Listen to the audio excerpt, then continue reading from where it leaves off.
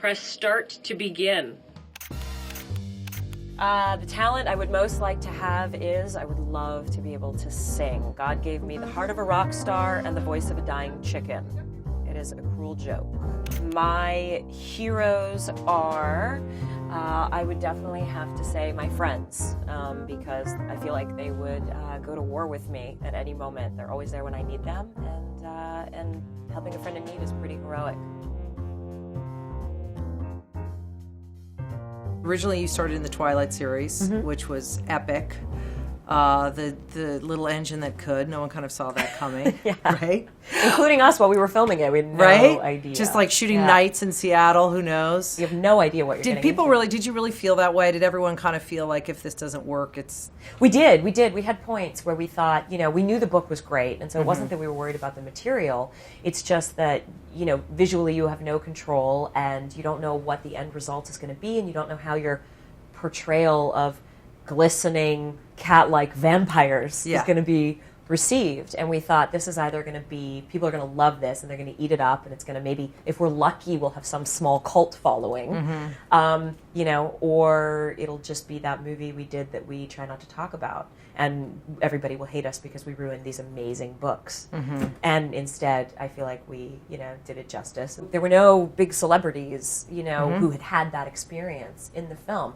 Certainly people who had worked a lot, but no one who'd been in anything like that. And so we were all just kind of holding, like we would, before Comic-Con or anything, any kind of hysteria was about to come our way, we'd be like holding hands, ready to be like, okay, are you ready? Like, I got your back, I got you. And then, it comes on. Let's talk about the Stephen King Under the Dome. You guys are basically in this beautiful little town in Maine that everyone would want to live in, and out of nowhere, a certain section of the town gets domed in, literally. And no one can get in and no one can get out. You can't even hear people on the outside. And there's no television. Because we get, all the wires and all the signals are cut. And so there's no TV, internet, cell phones. We're literally cut off from the rest of the world.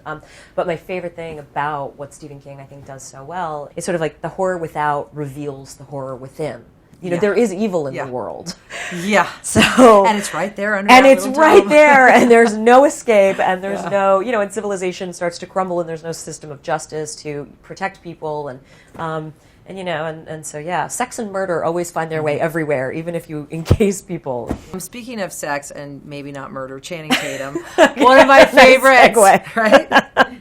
White House Down. I can't wait. And you are in this film, and you play his wife, right? Yes, his baby mama. Yeah. Yeah, we have a child together, a daughter played by Joey King, and he gets trapped in the White House with our daughter. He's amazing. I mean, he's one of those guys that when you see people with everything that they have, you feel like, well, that person deserves it. They're like, clearly, he's worked really hard. He's a great guy. And he gave me a giant hug when we first met. So that was a great experience. Yeah, you definitely root for him. Well, what next are you looking forward to doing? I mean, you've kind of done so much. You're comfortable in a lot of different mediums. Is there one thing in particular that you really want to get and do in the next couple of years?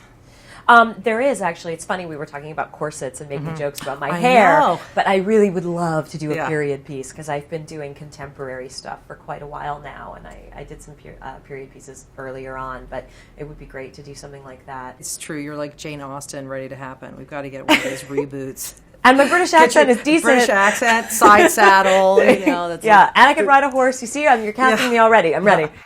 If I could change one thing about myself, it would be... I think I would like to be less concerned sometimes with what people think of me. I consider my greatest achievement to be, well, I just bought a house, and I actually feel like that is built on a lot of perseverance and hard work. All done.